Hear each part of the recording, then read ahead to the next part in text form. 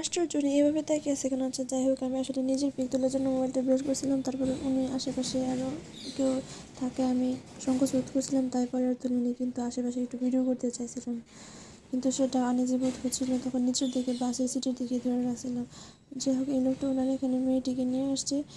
এই মেয়েটিকে আমার পাশে একটা ছেলে বাবু বসার জন্য উনি নিয়ে আসা বলতেছে যে, আপু আপনি কি আপনার বাচ্চা সহ সিট নিয়েছেন? তারপর বললাম যে সরি, এটা তো আসলে আমার বাচ্চা না, আমি জানি না যে ওর জন্য সিট নিয়েছে কিনা। তারপর বলতেছে আচ্ছা, ওনার মেয়েকে বলতেছে তুমি ওর সাথে গিয়ে বসে, তখন সে আসতে চাচ্ছিল না, তাকে জোর করে এখানে দিছে।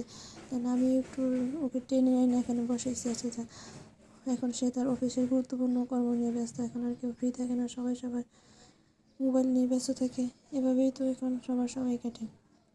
ও আসলে এখানে বুঝতে চাচ্ছিল না, তখন ওর বাবা ওরে বলছে যে জানি না বাবা নাকি কী হয় যে তোমাকে মোবাইল দিয়ে তুমি বসে বসে মোবাইল দেখো, আমি তোমার এখানে দাঁড়িয়ে আছি, তুমি ভয় পেও না। ওর পাশে ছেলেটি বসেছিল একবারে নীরব ভদ্র, কোনো কথাবার্তা নেই, কিছু নেই, একবারে চুপচাপ, ওর হাতে কি একটা নিয়ে বসে আছিল। তারপর পাশে একটি মেয়ে এসে বসে, সে দেখে মনে হচ্ছে সে অনেক স্টাইলিশ।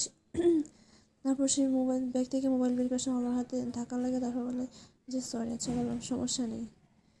তারপর বলতেছে ও নাকি একটু সামনে নামবে, আমি তার আগে নেমে যাবো, তাই ব্যাগটা গুছিয়ে নিয়ে এখান থেকে উঠে পড়তেছি। Bye bye.